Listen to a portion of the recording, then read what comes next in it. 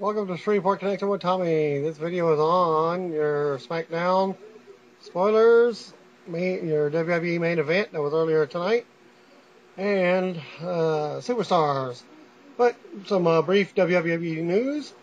WWE Hall of Famer Eddie Guerrero was born on this date in 1967. He died November 13, 2005, in Minneapolis hotel room at the age of 38. He died from heart failure and arteriosclerotic cardiovascular disease. And Guerrero's death led to WWE to implement cardio testing procedures that may have saved the life of the former WWE wrestler MVP, as it detected that he was suffering from a heart condition that was treated. Guerrero was inducted to the WWE Hall of Fame in 2006 by Rey Mysterio, his nephew Chavo Guerrero Jr., and Chris Benoit. His wife Vicky Guerrero accepted the honor on his behalf. Veteran pro wrestler Stevie Richards, aka Michael Manna, turned 41 years old today as well, and he was born October 9th, 1971. Same year my brother was born. Former WWE women's wrestler Rockin' Robin, a.k.a. Robin Smith, is 48 today. She was born October 9th, 1964. She is the brother of retired wrestler Sam Houston and the half-sister of WWE legend Jake the Snake Roberts. Her father was a longtime wrestler Grizzly Smith, who died in 2010. CBS 13 television reporter Laura Cole reported that the fan who was struck by CM Punk during Monday's Raw television show, name of Charles Schmidt, told the sheriff's department on Monday that he didn't want to press charges. However, Schmidt told CBS 13 on Tuesday that he is considering hiring an attorney to pursue a possible lawsuit. Schmidt claims that he did not make contact with Punk. You can read more on the story at sacramento.cbslocal.com. They've got a 2012 /10/9 and then /WWE wrestler accused of punching fan during show at Power Balance Pavilion. Schmidt will have a strong case, as videos seem to show that he did not actually strike Punk. Rather, the other fans around him seem to be responsible for taking shots at the WWE champion, who retaliated while assuming it was Schmidt who had made contact with him.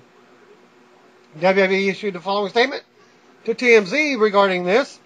And you can locate that on tmz.com /2012 /10 /9 CM Punk police attack WWE Sacramento regarding CM Punk's altercation with a fan that occurred during Monday's Raw television show. And it's quoted by saying, WWE security was unfortunately not in the appropriate place at the time. Given CM Punk's persona as a bad guy, fans were naturally heckling him. But unfortunately, a few fans began shoving him, and one struck him in the kidney and on the back. WWE regrets the proper security measures were not in place, and CM Punk apologizes for reacting in the best of the moment.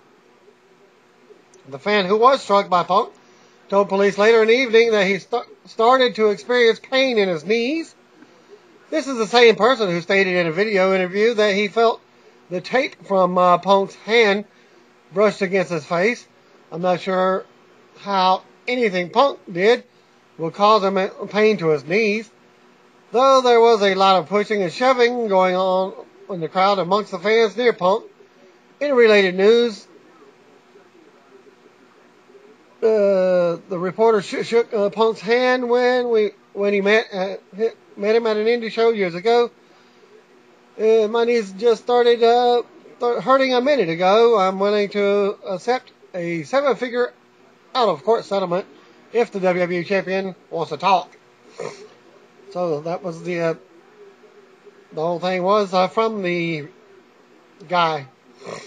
And now here's a live report from a fan at Raw. Other than the CM Punk fiasco, after Vince McMahon finished his promo, He, Ryback, and John Cena quickly exited the ring. Sheamus' theme music quickly followed and immediately started the dark match. In fact, Ryback had yet to fully make his way up the ramp at the time of Sheamus' entrance, and the two exchanged a quick hand slap as they passed each other on the ramp. Cool little moment. Punk made his way back through the crowd and into the ring, and Justin Roberts was making the announcement for the champion versus champion match.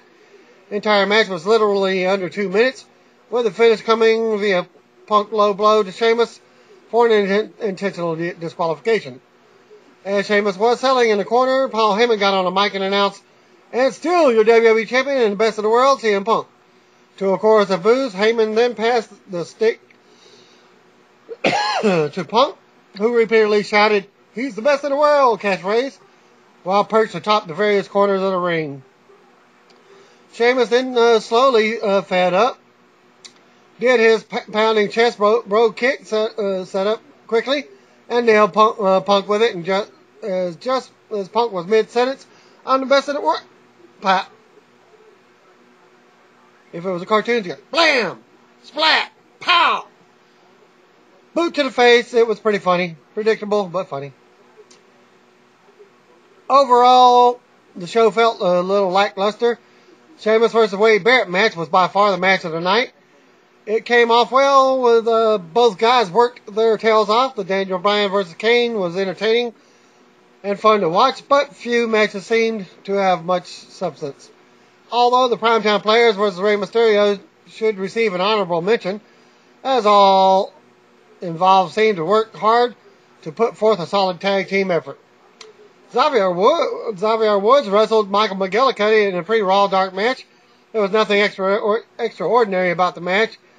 It was worked rather safely, as one would expect given the match was not on TV, meaning very few bumps were taken, but Woods delivered enough on charisma that the live crowd ate it up. Woods went over after delivering a nicely executed nip-up clothesline combo. Only going with what the reporter said. I know it's customary to have a ranking of the top heels babies of the night, but instead I'll simply state that no baby had been a reaction that would have even come close to that of Daniel Bryan's. The crowd went nuts when he came out, and there was palpable energy in the arena for the entire match. Punk had fantastic heat. I expected to hear more of a mixed reaction in response to his antics, but his heat was almost unanimous. As expected, Cena's presence invoked a polarizing response from the Sacramento crowd. Justin Roberts announced that WWE will return to the Power Balance Pavilion in Sacramento, California, January 22nd for WWE SmackDown.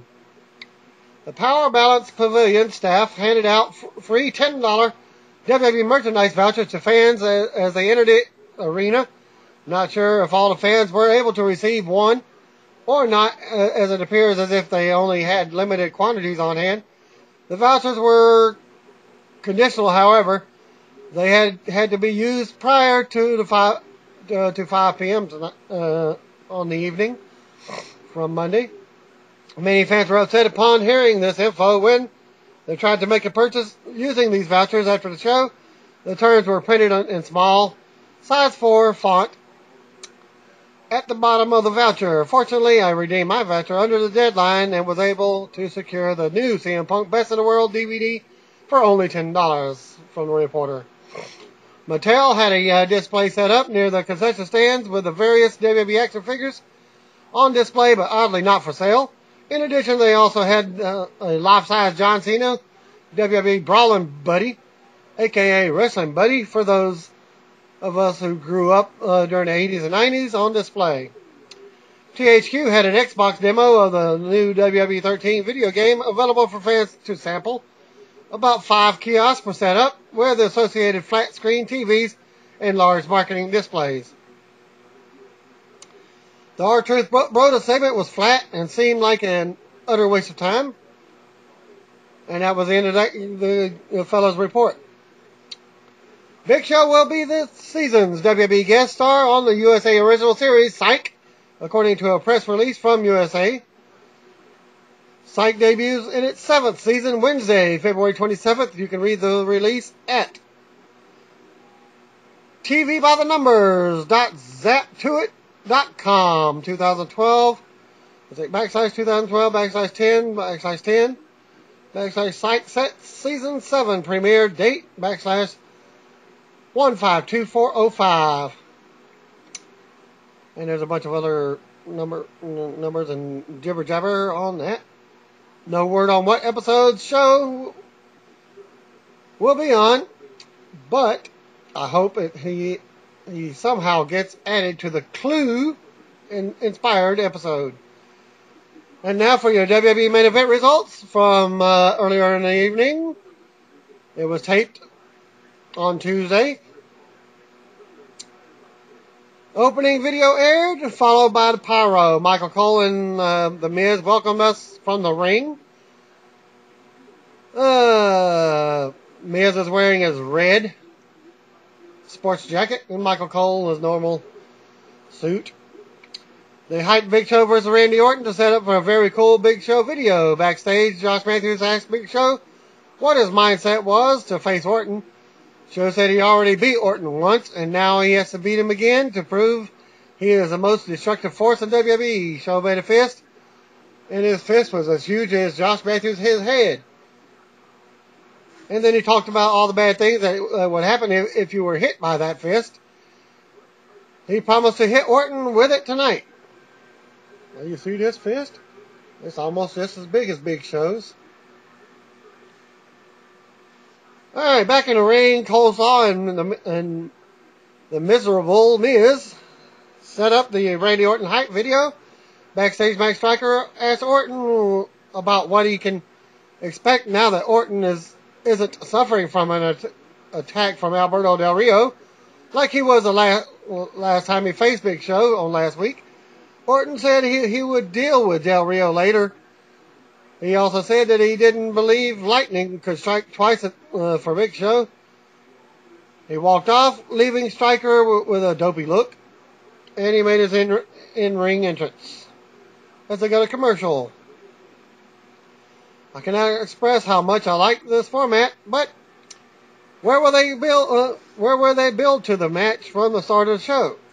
It makes these matches seem like big deals. To start off your main event with the main event being the first match of the night, Big Show video was well done, but it did get a little over the top at the end. Should be a good match. Well, it actually lasted like 35 minutes between the commercial breaks and what have you. And here's how it started. Big Show made his ring entrance. Randy Orton versus Big Show went right off at Show at the bell. Show punched Orton in the body, and Orton sold the ribs. Orton rolled to the floor. Show followed. He chopped Orton over on the railing and picked him up. Show charged at the post, but Orton slips out, driving Show into the post. Orton rolled back in the ring while Show recovered. Commercial break. Back for commercial, Show continued to work on the body. He locked in a bear hug that Orton headbutted out of. Show charged, and Orton tossed him over the top rope. Commercial break. Orton gave Show the garbage stomp that chopped him down to the mat. Orton hit a big knee drop and covered. Only got a 2 count. Show tossed him in the air for the kick out and followed with more body blows. Show worked a nerve pinch on Orton's kidney. Orton escaped but took a side slam for a near fall. Show went back to the kidney claw. Orton escaped and hit a drop kick for another strong kick out. Orton rolled to the floor and Show followed. Orton drove Show into the stairs and rolled him into the ring apron. Orton climbed in the ring and hit the top rope DDT on Show. Great spot. Orton hit the RKO, but Show rolled to the floor from that.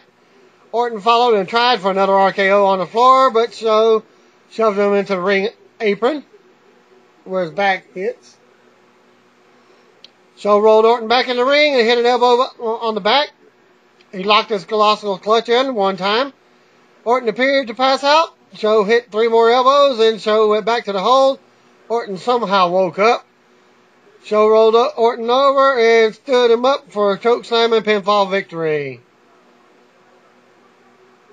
The actual match took 21 minutes and 58 seconds out of our lives. After the match, Stryker started to interview Big Show, but the crowd booed him. The Show snatched the mic away and he said 2 weeks he would knock Sheamus out and become the world's largest champion. He shoved the mic back in Stryker's chest and stormed off. But he actually did say that, "You gonna boo me?" Well, that's about what else he said. Orton received attention in the ring, and Sheamus and a Sheamus promo was hyped for next as they go to commercial break. Pretty decent match, but too much Big Show offense, and the finish was a bit of a mess. Not bad by any means. I like that they were following storylines across the show, but I wonder if they will have anything left for SmackDown to feel special. Josh Matthews asked Sheamus about what Big Show said. Sheamus said when Show caught him with his brogue kick, it stopped him in his tracks. He said he came here to fight, and there was no bigger fight than Big Show. He said he win against that of a big challenge would be so much sweeter. Kofi Kingston makes his entrance, and Miz sold irritation as they go to commercial. A perfect promo from Sheamus. Only problem is that it rings hollow because he's been a smiley guy for so long. You can't go from Lucky Charm to tough guy overnight.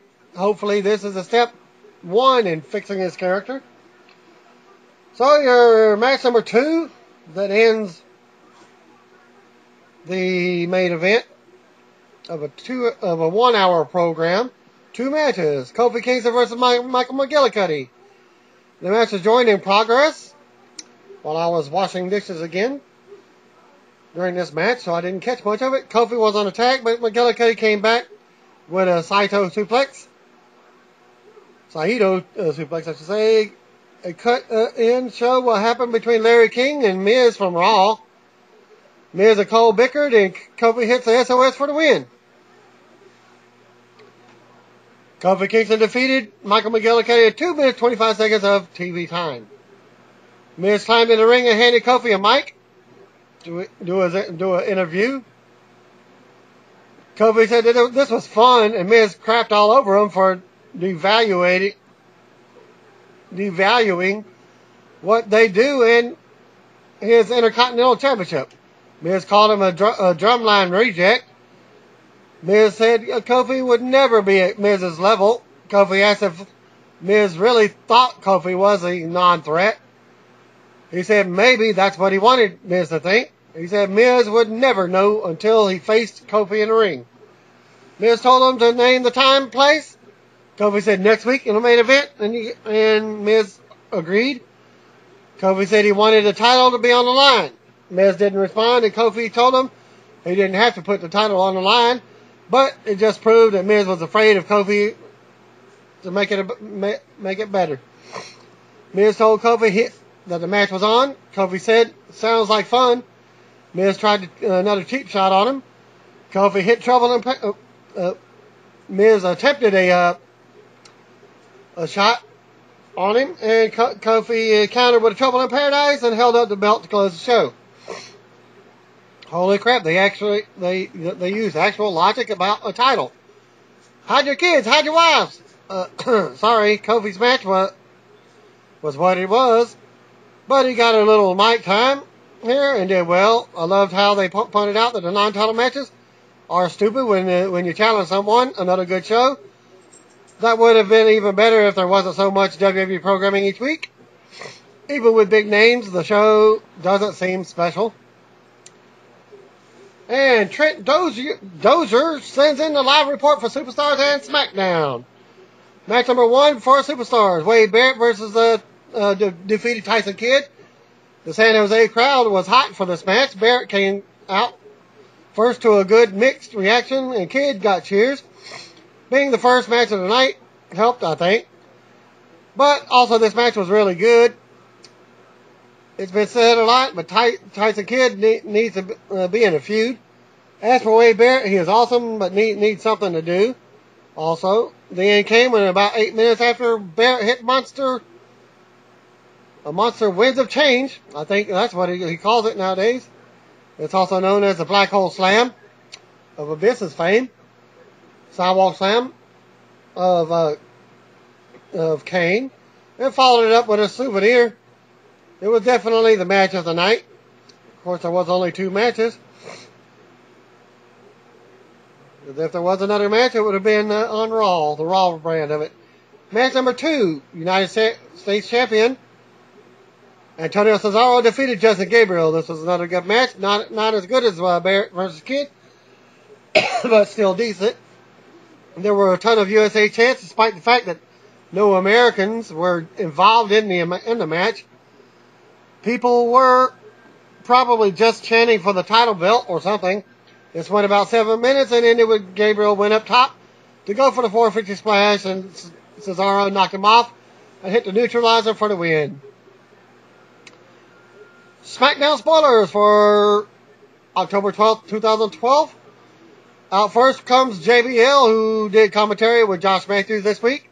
Josh offered a handshake, but JBL slapped his hand away. Hilarious. Booker T came out to start the show, and on the stage was some punching bag, like the one they had on NXT. I remember Caval trying to kick it. It went poorly with him. Booker said all the talk going around right now was which is more devastating, the Brogue Kick or WMD. He said each man would hit the punching bag, and whoever scores a higher would be the winner. I wonder if this was the same punching bag that they have at most bars, just to test their strength. Of course, well, I hit one and like 900 points. It's kind of hard to get 900 points when a lot of drunks can get barely. It's like the one downtown Shreveport. If you score 1,200, you get a free pitcher of beer. Oh well.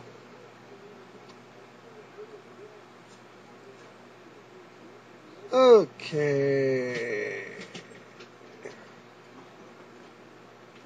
Alright. Alright. Booker asked Show to go first, but he didn't want to. So eventually Sheamus went first. He scored 1,300 points.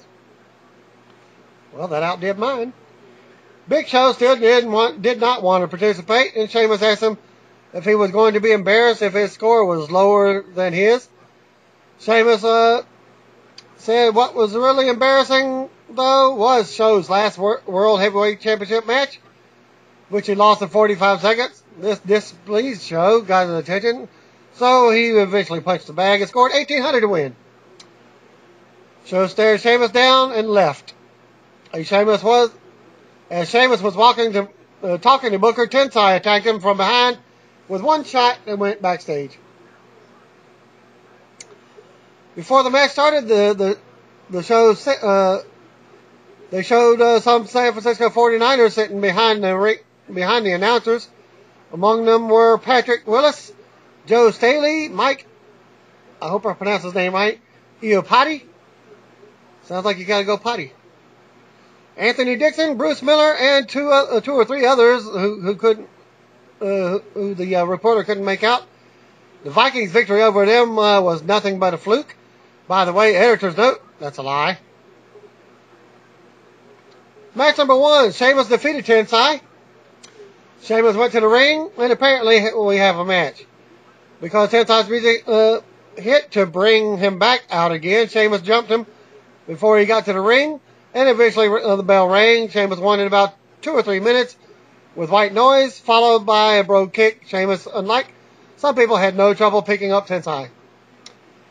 Rodriguez was backstage telling Alberto Del Rio that he's scared of Orton. ADR told him to go and find Orton if he's so scared of him. It didn't really make sense, but Ricardo obliged. As he was looking, he heard snake noises, and he ran into Santino and a Cobra, which scared him. Heath Slater, Drew McIntyre, and Jinder Mahal came out to some mild heat and said as individuals their acts stalled. But together they're a band. Then they all started playing air guitars. It was awesome. Santino's music hit, and he comes out with Zack Ryder, and Zack Ryder came out with him. So we get a tag team match. Heath Slater and Jinder Mahal with Drew McIntyre defeated Santino Marella and Zack Ryder. The Hills won in about 3 minutes. When the match broke down, Slater hit some type of inverted DDT on Ryder for the win. Of note, San Jose loves Zack Ryder. Post-match, the band played more air guitars, much to the reporter's delight. Then they showed a tout that Dolph Ziggler wanted to face Kane tonight, so that match was next. Kane came out first to a big-time face reaction. Miss Piggy Guerrero was out next and introduced Dolph again. And she got the most heat of the night, hands down. I heard nothing she said. Dolph came out and got practically no reaction, positive or negative, which surprised the reporter. Match number 3, World Tag Team Champion Kane defeated Dolph Ziggler with Piggy Guerrero by disqualification. The crowd was well into this match big time. Dueling "Let's Go Ziggler, Let's Go Kane" chants the whole 9 minutes. The end happened when Dolph hit Kane with his Money in the Bank briefcase right in front of the ref. After the match, Dolph tried to continue the assault, but Kane gained the upper hand with the uppercut. Daniel Bryan came running out to help Kane, but Dolph used Bryan as a distraction, and he escaped. Kane and Bryan started arguing in the ring. And Matt Striker tried to interview them. He said that some people were saying that Daniel Bryan was the weak link of the team, to which Bryan replied by putting Striker in the no lock, Borgasm lock. Kane then pulled Bryan off of him by the beard and gave Striker a choke slam. Then the tag team champions bickered the whole way up the ramp. I'm the tag team champions. The Miz was out next, joining Josh and JBL on commentary. Kofi Kingston comes out, and then the Big Show. Big Show over Kofi Kingston. Wow, what else was new? Show won in 2 minutes with the WMD. After the match, the Miz trash talked a fallen Kofi. Continued hype for their match on the main event for next week. They showed a WWE website poll asking who CM Punk should face at Hell in a Cell. Much to my surprise, Ryback had 52% and John Cena had 48%. Ricardo was backstage talking about Alberto Del Rio again, saying he's still scared. A shadow appeared around the corner, but it turned out to be Daniel Bryan. Bryan says ADR is scared of Orton, and that Booker has made the main event of Bryan versus ADR. In Booker T's office, Layla and Caitlyn were babbling about how Eve must have injured Caitlyn, and Teddy Long says that Oksana said that she saw a blonde wig in Eve's bag. Eve then showed up and said she found a blonde wig in Teddy's bag. Eve put the wig on Teddy, which the live crowd thought was hilarious. Booker, Layla, and Caitlyn left, and Teddy asked Eve why she was doing this to him, because he's innocent. Eve said that she's also innocent. Next segment with Sin Cara entered next, and I was sending an email, according to the reporter, and his pyro scared the shit out of him. Much to the delight of my brothers and the woman behind me, Damien Sandow came out next with Cody Rhodes. Match number 5, Sin Cara with mood lighting defeated Damien Sandow with Cody Rhodes. Sin Cara won in about 3 minutes, but Cody got ejected, and Sin Cara used the distraction to roll up Sandow. Backstage segment, Bryan tells Kane not to help him, no matter how much trouble he gets in. Ricardo comes out to introduce ADR, then Bryan made his entrance to a major reaction. Match number 6, which is your main event, I guess. Alberto Del Rio defeated World Tag Team Champion Daniel Bryan. I have no idea how long this match was because myself and the rest of the crowd were busy doing the Borgasm chants. Yes, no. The match ended when Bryan had ADR into no lock, Borgasm lock, and Ricardo helped him get to the ropes. ADR then threw Bryan into the ring post and he locked on the crossarm breaker, to which Bryan taps out.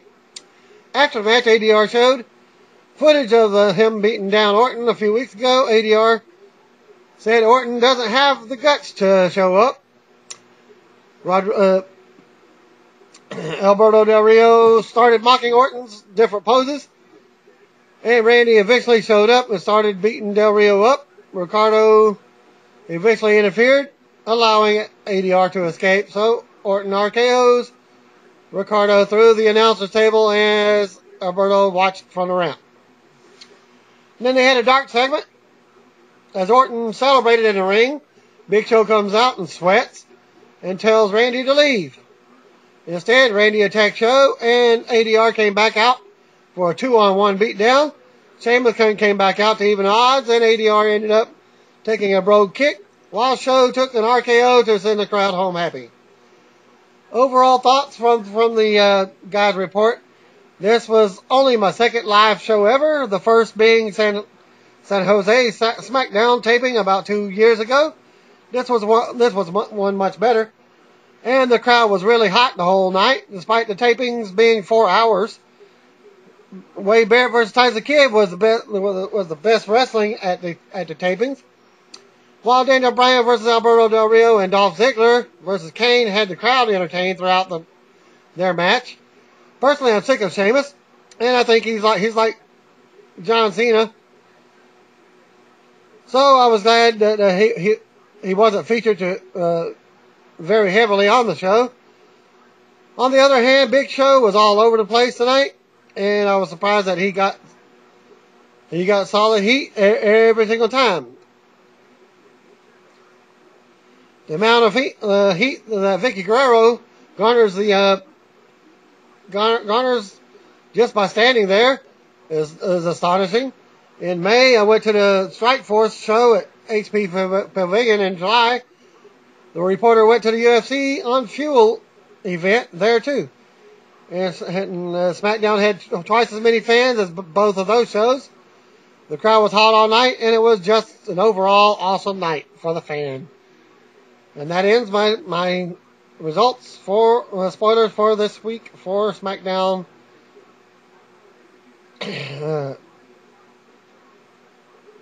Superstars and WWE Main Event. Thank you. Peace out. God bless. See y'all next week. Maybe I'll be back in Shreveport, as I am at my disclosed location again. Thank you again.